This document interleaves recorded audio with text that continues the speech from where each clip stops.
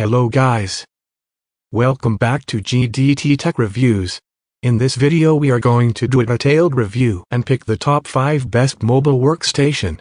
So let us get started and the review based on our studies and small research. If you have any personal suggestion, do let us know in the comment section. If you are for the first time, don't forget to subscribe and click on the bell icon for more videos. We will be also providing affiliates link to purchase from Amazon. Kindly use to for best offers and purchase from anywhere in the world. So let's get started. The mobile workstation version of Lenovo's ThinkPad X1 Extreme, the P1 lacks the sheer might of the company's ThinkPad P53, but it is considerably easier to carry. It's a winner for traveling design pros or content creators.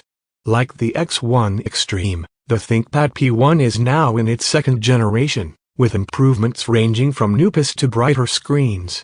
The bare-bones base model features a Core i5 processor, Intel integrated graphics, 8 GB of RAM, a 256 GB solid-state drive, and a 1080p display. My $3,567 test unit ladled on the options with Intel's 6-core, 2.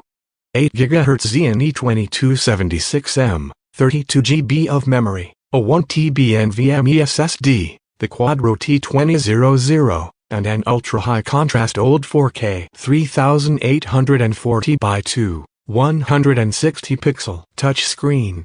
Power maniacs who crave 8 processing cores instead of 6 can get a Core i9-9880H CPU instead of the Xeon, though only the latter gets my unit's Windows 10 Pro for workstations. Users who are the opposite of power maniacs can consider a third 15.6-inch Lenovo mobile workstation, the economical ThinkPad P53s, which is roughly the size and weight of the P1 but positioned well below today's test system and the P53. It peaks with a quad-core Core i7 CPU and NVIDIA's 2 GB Quadro P520. There are 3 configurations available for the Studio G7. The lowest $1,869 trim features a 4-core Intel Core i5 processor, 16 GB RAM, NVIDIA Quadro T1000, and a 256 GB NVMe SSD. The highest tier $2,464 configuration includes a 6-core Intel i7, a 4K anti-glare screen, and double the storage capacity. We have a $3,758.64 configuration that'll be available for purchase soon online through HP. It'll net users a 6-core Intel Core i7 processor pumping out 2.71 GHz, NVIDIA Quadro RTX 3000 with 6 GB RAM, 32 GB of RAM, 6-inch FHD screen, and 1 TB NVMe SSD for storage. The Studio G7, regardless of trim, is a cheaper alternative to the significantly more powerful Create G7.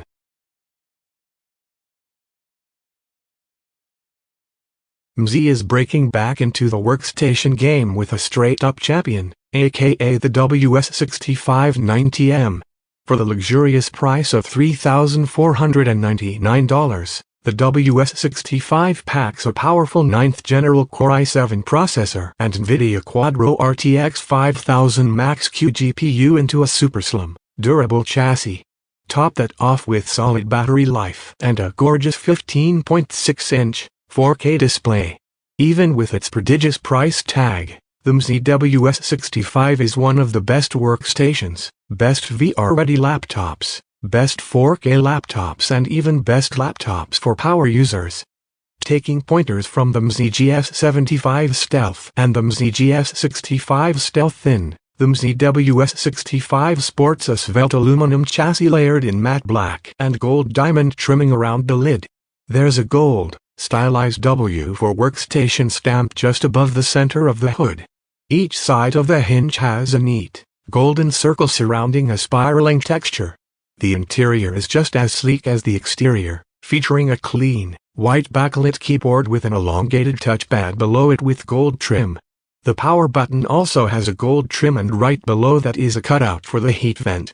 At £4.30 and 14.1 x 9.8 x 0.7 inches, The MZWS65 is remarkably light for a 15-inch laptop, especially a workstation. The Dell Precision 7730 and the HP's Book 15 G5 were pretty hefty, but Razer has one of the most distinctive design languages of a laptop and peripheral maker, which means even without looking, if you've seen previous Razer products, you will know what to expect here. That means an all-black design with green highlights. For Razer fans, this means the Razer Blade Pro 17 will fit right in with your other Razer kit. It's also one of the more understated designs for gaming gear, so you can use the Razer Blade Pro 17 in a meeting or an office, and it won't stand out too much. It's not boring, though, and the iconic Razer logo on the lid means any other gamers in the meeting will instantly recognize the hardware. When it comes to ports, the Razer Blade Pro 17 has an excellent selection. On the left is an Ethernet port, 2 USB-A ports, a USB-C and audio jack. There's also a proprietary power connection.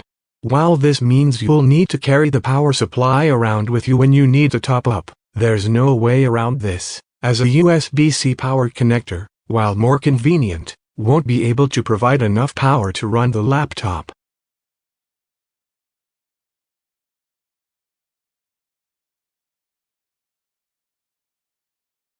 The stylishly skinny bezels of what Dell calls its infinite-height display mean that the Precision 5530, like the Dell XPS 13, has no room for a webcam above the screen.